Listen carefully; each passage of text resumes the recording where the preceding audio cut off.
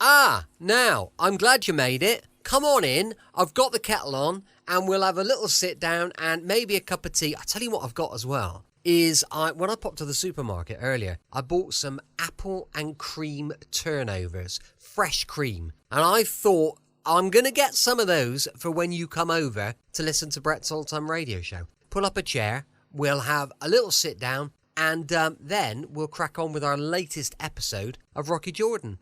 Welcome to my home, right here in beautiful Lyme Bay. Thank you for joining me once again for our regular late night visit to those dusty studio archives of old-time radio shows right here at my home on the south coast of the United Kingdom. I'm Brett, your host for our Nighttime podcast. You are very welcome to another episode.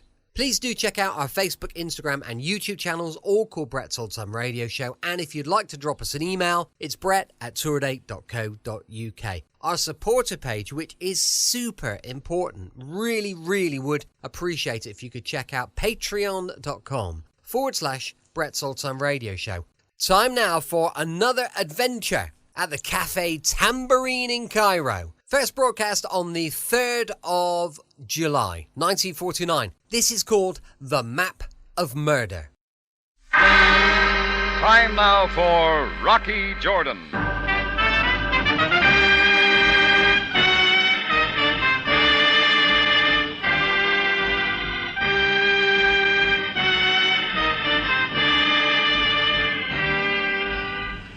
Not far from the Mosque Sultan Hassan in Cairo stands the Cafe Tambourine, run by Rocky Jordan. The Cafe Tambourine, crowded with forgotten men, alive with the babble of many languages. For this is Cairo, where modern adventure and intrigue unfold against a backdrop of antiquity. Tonight's story, The Map of Murder.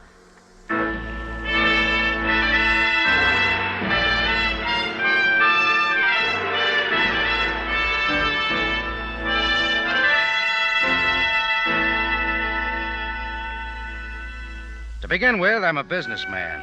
I run a cafe, and when business gets bad, I look for ways to pep it up.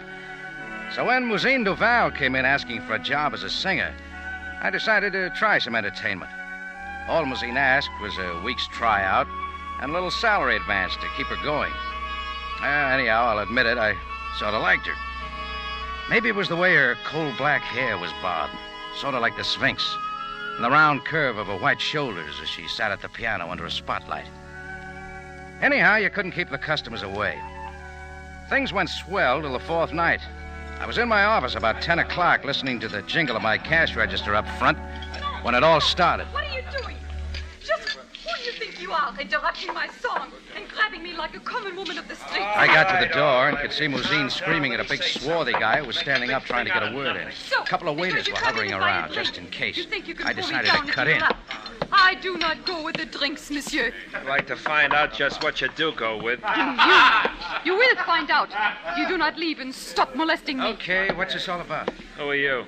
Jordan, I run this place. I don't go in for having my entertainers roughed up. Okay, Jordan, my name is Ralph Garnett. I was only looking for a certain girl. Sure. I thought this might be the one. So when she came by my table, I just reached up to turn her around. She slipped and fell in my lap. Fell. It is not so, Rocky. He pulled me. All right, I'll handle him, Mousine. I didn't mean to cause this much of an incident. I'll try a different approach next time. Look, Jordan, when I find the woman I want, there aren't going to be any polite words wasted between us. You ever see this guy before, Mousine? Never. Never in my life, Rocky. All right, Garnett. I suppose you blow. Okay, we're playing in your park. But I'd like to meet you on my home ground sometime. I'll work you into my 1960 schedule. We play a rough game there, Jordan. I've never lost. Garnett jostled his way through the tables to the door and was gone. Right then, I wrote it off the books. And that was my first mistake. About 3 days later, I had a note saying an old friend of mine was in town. Gunter Rentz of the 32nd Foreign Legion Regiment. I'd met Rentz a couple of years before. He comes into Cairo every once in a while and takes a hotel room where he sits in comparative solitude and reads good books, drinks good liquor, and plays bad gin rummy. I usually join him for a quiet brandy and a few hands of gin. This time he was staying in room 409 at the International Hotel on El Hakour Street. So I went over to see him. I was due at 7 and almost on time. A sign on the cage elevator said out of order, so I took the steps. Just as I reached the 3rd floor, I heard somebody scream.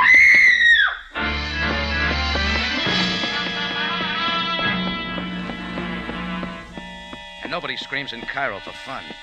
It seemed to come from the room almost in front of me, so I got over to the door and knocked. No one answered, so I tried the doorknob and it opened. What I saw made me forget for the moment about my date with Rents. The phone began ringing, so I walked over and picked it up before I realized what I was doing. Hello? Is this room 309? Just a minute. Yeah, it's 309. Who's this? Mr. Amar, the hotel manager. Do you have a girl in your room? I'm afraid I do. Well, she will have to come down and register. Well, don't expect her, Mr. Amar. And why not, may I ask? She's as dead as the air in your closets. I put down the phone and took another look at the girl. And it hurt. I was going to miss her at the tambourine. Yeah, it was Mousine Duval, sprawled on the floor. Her beauty spoiled by a knife handle sticking from her chest. I started to look around, then changed my mind. There was nothing I could do for her now, and this was no place to be found. So I slipped out and hurried down the dark corridor to the back stairs. I was up just 3 steps when I heard a door slam and running footsteps. I made it back on the double. There was nobody in the corridor, but I was certain I'd heard somebody run in or out of that room. So right then, I had another look. Mousine was still alone. I looked around and found nothing. This time I took a spread from the bed to lay over her pathetic figure. As I bent over, I noticed a thin, flat package showing from beneath her blouse at the throat. I figured the package might be an ace in the hole, so I grabbed it, shoved it in my pocket, and got out again. I met the excited manager as he hit the top step. He'd already called the police, so I decided to wait. In another 15 minutes, Captain Sam Sabaya had joined us. He listened real patiently. Yes. So that is your story, Jordan. Every bit of it, Sam. He was in this room when I called Captain Sabaya. He answered the phone. Jordan, you say your being here was a coincidence, and yet she worked at your cafe. Look, don't start getting ideas, Sam. I gave it to you straight. I'd like to know the answer, too. There is much more you can tell us. Yours was the voice on the phone. One moment. Mr. Amar, who rented this room? Not the girl. Some man whom I did not see because I was not at the desk when he registered. Where are you when everything happens? At the time, I might have been counting linen. Do not pick at me. I am nervous enough. What was the man's name? The register says John Smith. I cannot read the city. It is blotted. Take care of her, Sam. Indeed I shall, Jordan. And as for you, I will get in touch with you soon.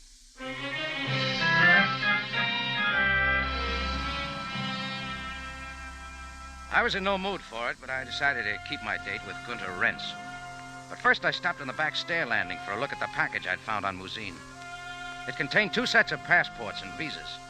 One for a girl I'd never seen before named Helen Brecht, and the other for a man named Rudolph Crane, only there was no picture of him. Then there was a ring with a curious design on it, and most of all, 5 $1,000 American bills. I put the bills in one pocket and the rest of the stuff in the other. And I went up and knocked on Rentz's door. Ah, my good friend Rocky Jordan. Come in, please. Hello, Rents.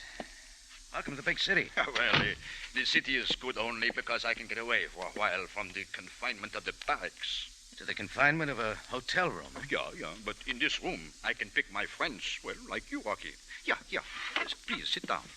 Thanks. Well, come, Rocky. Are you not glad to see me? Oh, sure. Just some unpleasant excitement. Oh, excitement? The girl was killed in a room downstairs. Death. That is too bad. Let us not talk of death. You'll play cards, huh? I found some things you might help me with. Oh, so? Yeah, this ring here has some kind of German design. Maybe you can tell me what it is.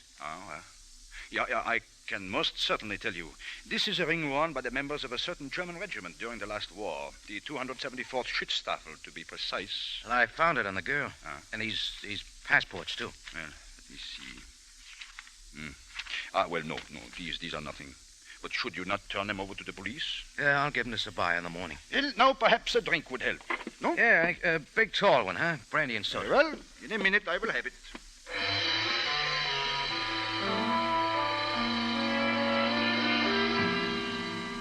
while Rance was in the washroom to fix a drink.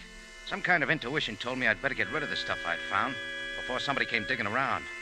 I got up quickly, tried one of the knobs on the brass bedpost. It slipped off. I dropped the $5,000 down inside. I knew nobody would ever touch it with Rance as a watchdog. There was no room for the papers, and besides, Rance was coming back, so I put the knob back on and sat down.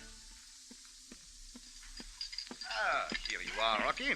Brandy and soda. Yeah, thanks. And now the cards. The best antidote for a weary mind. You shuffle, huh? Yeah, sure.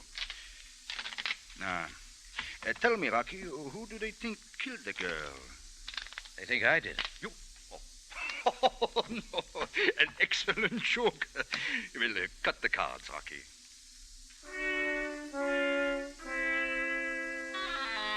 Well, I stayed late playing gin with Rance and started home long about midnight. The taxis were scarce, so I caught a trolley as far as I could, walked the deserted streets the rest of the way to the Tambourine. I was a couple of blocks from the cafe when it happened. I couldn't see who it was or where he came from. All I could hope for was a lucky punch, but it was no good. He kept behind me. And the old silken cord treatment is one thing you can't fight.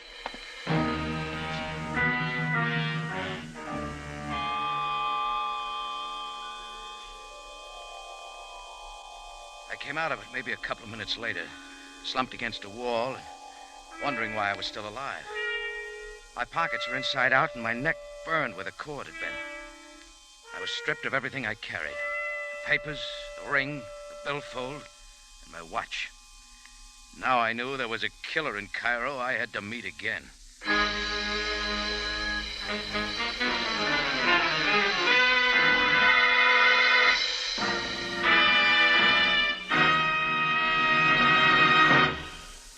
You are listening to The Map of Murder, tonight's adventure with Rocky Jordan. Among other entertainment programs on CBS, mystery holds its own. You'll find more chills and more thrills per listening minute on CBS. Take Inner Sanctum, for example. This week, Everett Sloane stars as a waiter who overhears a murder plot and tries to defend its victim. It's a real thriller called Pattern for Fear, and a yarn that takes its place among the outstanding shows which have been heard on Inner Sanctum. Yes, listen to Inner Sanctum at 9 Monday night, and you'll see what we mean. More chills and more thrills per listening minute on CBS mystery programs.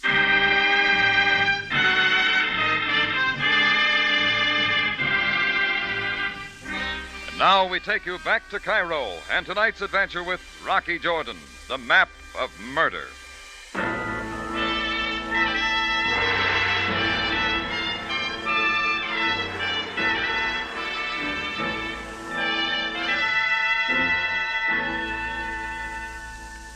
Well, the next morning, before I opened up the Tambourine, I picked up a paper from the boy down in the corner.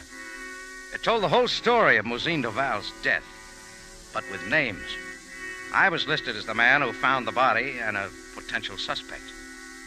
Then I went back in the cafe by my back office door, and just in time, someone was going through my desk drawers. Before he had a chance to straighten up, I tackled him. He rolled, and I rolled with him. He brought his knee up. I moved aside and gave him an elbow. His fist caught me in the back of the ear. And another one of the kidneys had all but paralyzed my legs. I hit him again. I knew he felt it this time. He was on top. I doubled up my legs and drove upward. Lifted him, and his head caught the edge of the desk. That's when he quit fighting. Like I said, Jordan, you're great in your home field. I know the park on it. Come on, get up. Okay. You do lots of things besides annoy pretty girls, don't you? You got a good memory for faces. What were you looking for? What you missed last night? Last night? Last night, when you rolled me. I never rolled anybody in my life. Yeah? What were you doing to my desk? Looking for a stamp. That'd help you remember? No more of that, Jordan. I read in the papers you found that girl, whatever she calls herself. But nothing was found on the body. You think she had something? Plenty, if she's who I think she is. And you just dropped around to see if I had it tucked away in an odd corner. Maybe you have. Should we call Sabaya in or start explaining? You won't believe me. It's pretty likely.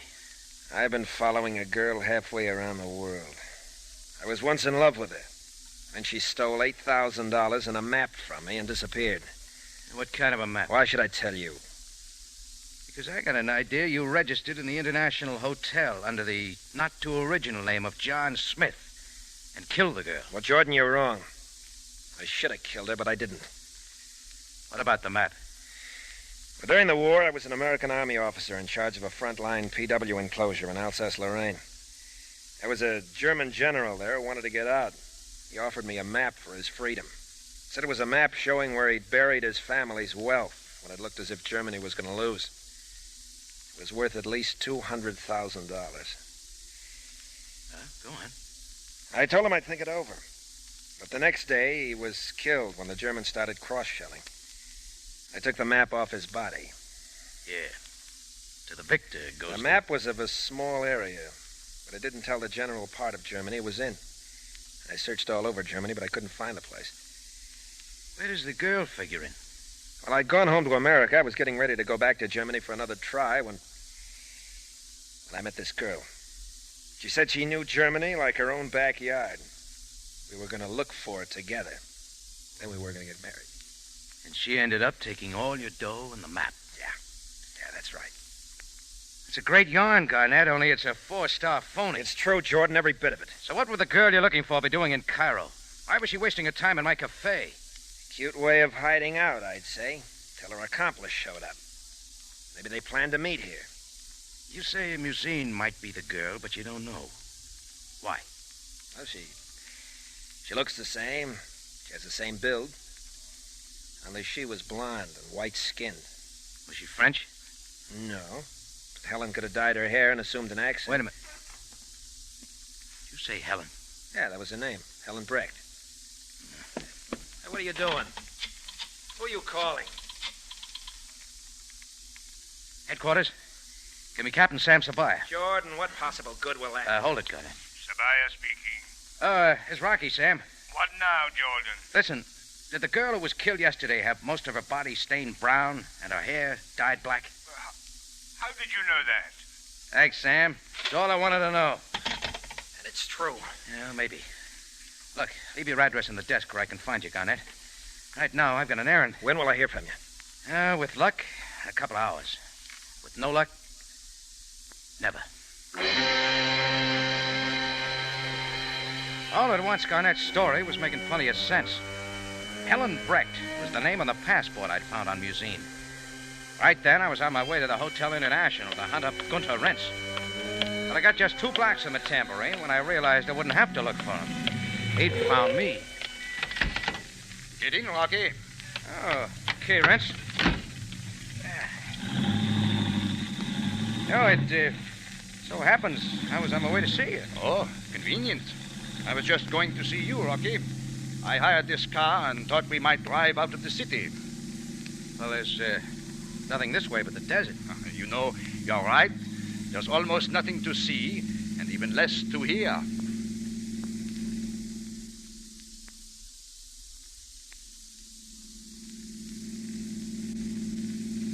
Rentz, didn't you once tell me you came from Schweigshaven? I admire your memory. What next, Rocky? Also that your name isn't Rentz. It's Baudig.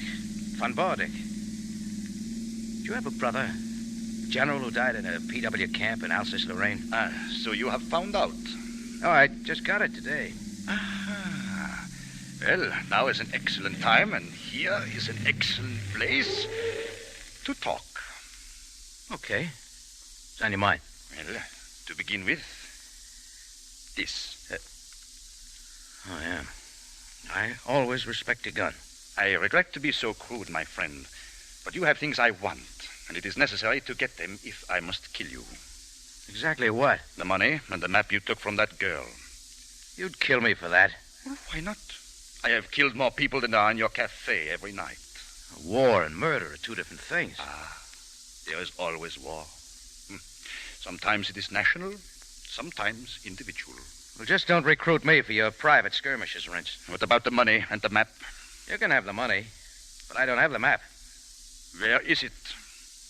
I don't know. Rocky, it belongs to me, to my family. My brother was murdered for it. Yeah.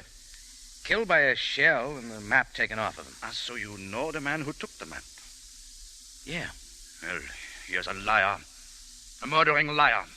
And once I have the map, I will certainly pay my debt to him. That's your war.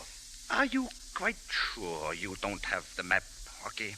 You got everything but the money when you rolled me last night. I am sorry. I tried not to let you see me. I happen to know an old Legion trick when it's played on me. Tell me, how'd you know the girl had the stuff? It's very simple. I commissioned her to get it for me. Oh. Well, okay. Take me back to town. I'll deliver the money to you. Well, how can I trust you? Look, Rance, I never let a friend down, even if he's turned into something else. Ah, so, yeah. Very well. But if you fail me, Rocky, nothing will stop me from reaching you. It's a deal. And, Rocky, this is only between us, huh? Sure, Rance. Just between friends.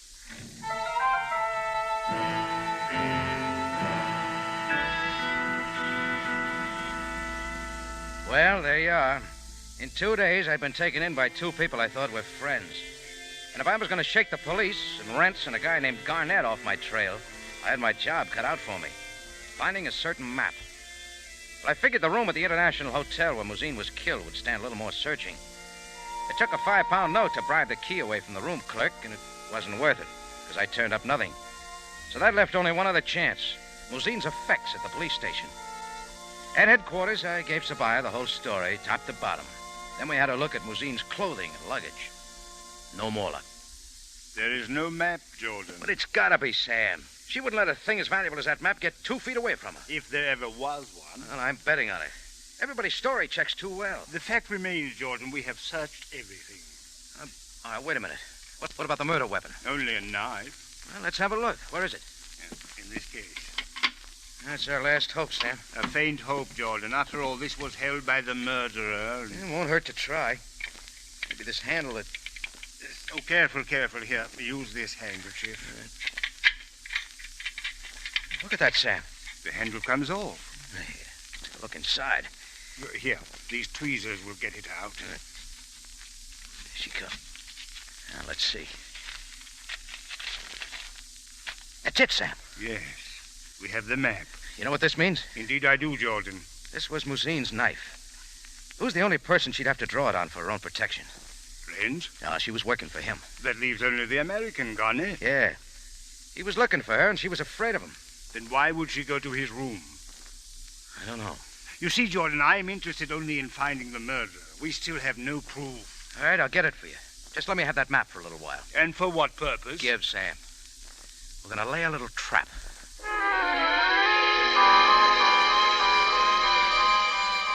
Sam finally saw it my way. In another hour, I was in my office at the Tambourine, and sitting across from me was Ralph Garnett. He'd received my call and gotten there in a hurry. Okay, Jordan, what's this about? You want the map, don't you, Garnett? You found it? Yeah. The map and $5,000 of the money Mousine took from me. Where, Jordan? Let's see it. I went to a lot of trouble to find the stuff, Garnett. Oh. A deal, huh? Well, don't think I risk my neck for nothing, do you? Jordan, you're my type of man. You know, we could work well together. What are your terms? You get 40% of anything we find and dig up. That's fair enough. Except for one thing. Yeah? When I'm working with a guy, it's got to be an open book. Did you kill Mousine? No, Jordan. After that night in your cafe, I cornered her on the street. She admitted she was Helen Breck. She promised to come to my room at the hotel and make a deal.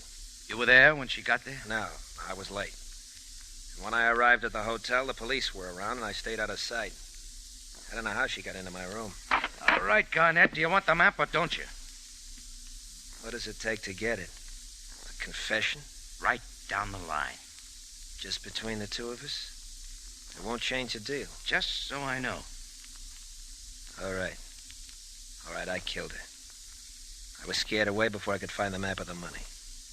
That good enough? You swear to that? Yes, I swear to it. He's all yours, Sam. What? Mr. Garnett, you are under arrest. Why, Jordan, you cheap, lousy liar. Move, Garnett.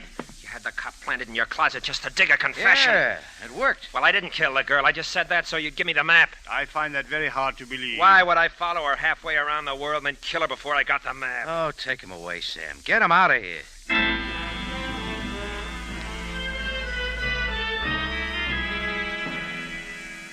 Sabaya had his man, and I should have felt real proud of myself. Only somehow I didn't. I sat there for a long time trying to push the mess out of my mind, but always there were loose ends there that didn't tie up. Well, I'd promised to deliver the 5,000 to Gunter Rentz. Once that was over, I could wash out of the whole affair. So I went back to his hotel, and he was waiting for me. Well, come in, Rocky. You surprised I kept my promise, Rentz? Oh, I never doubted you would come. You are too intelligent to underestimate my determination. Thanks. My gun remains on the bureau, Rocky. Oh, don't worry. I'm just making sure it's not used. Now we're even, Rentz. Where is the money, Rocky? In that left corner bedpost. I can become impatient. You want to look or not?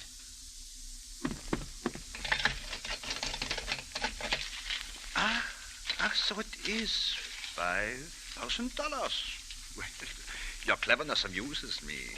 Now, if you want the map, go talk to Sam Sabaya. The map? He has it? That's right. Well, I have every right to it. He will give it to me. And he has something else. A guy named Garnett who just confessed to Muzin's murder. So the killing is finally solved. Yep, only for a while it figured kind of different. What? With me as a suspect, perhaps? It sure looked that way.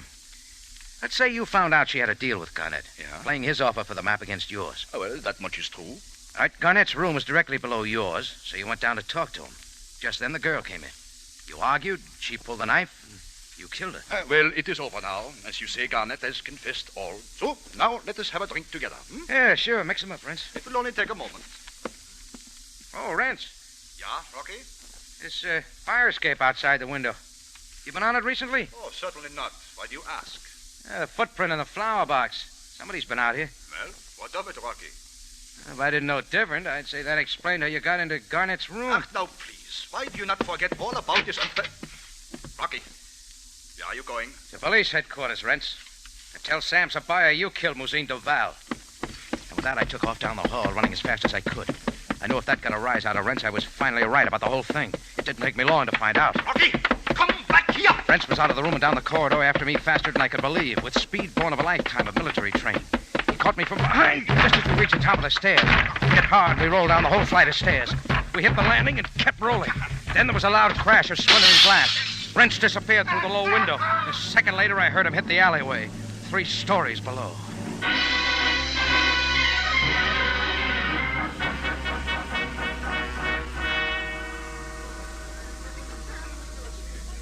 There was a pretty good crowd around by the time I got down there. A couple of police were trying to hold people back, but they finally let me through, and I was bending over Rentz. He was pretty hard to look at. Rentz? Rentz, it's Rocky. Oh, Rocky. You're not going to make it. You know that, don't you? Rocky. Rocky, my true name will be known only to you. My family must never know. That's a promise, Rentz.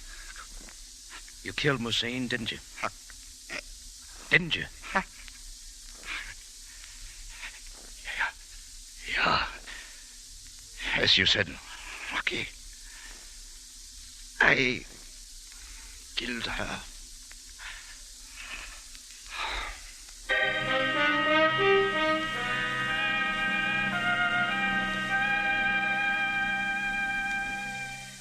Well, Sam Sabaya got the story from me and a few other witnesses. Garnett was released, but he was still pretty sore at me. It took him a long time to prove the 5,000 was really his. But Sabaya kept the map and turned it over to the military government of Germany to decide where it belonged. So nobody's very happy. Me, well, I'm going to miss Muzin's singing. And my customers are demanding entertainment. Wonder when Cairo's going to get television.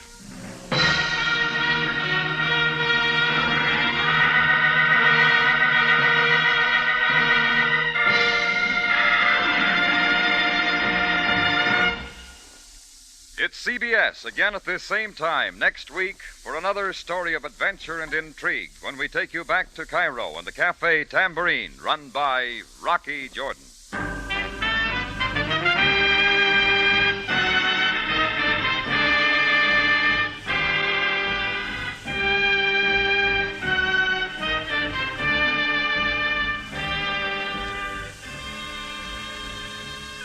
Rocky Jordan, starring Jack Moyles in the title role, is produced and directed by Cliff Howell, with original music by Richard Arant.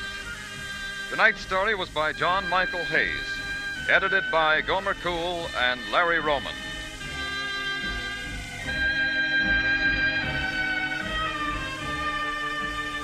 Larry Thor speaking. This is CBS, the Columbia Broadcasting System. Welcome back. Hope you enjoyed our latest adventure with Rocky Jordan. And don't forget, we'll be back tomorrow with the Tales of the Texas Rangers. Going live, 5 p.m. GMT. You can email me on brett@tourdate.co.uk and you can support us at patreon.com/Brett's Old Time Radio Show. Thanks for listening. I'll be with you 7 days a week, each and every week, and I'll see you tomorrow on Brett's Old Time Radio Show. Love you. Bye.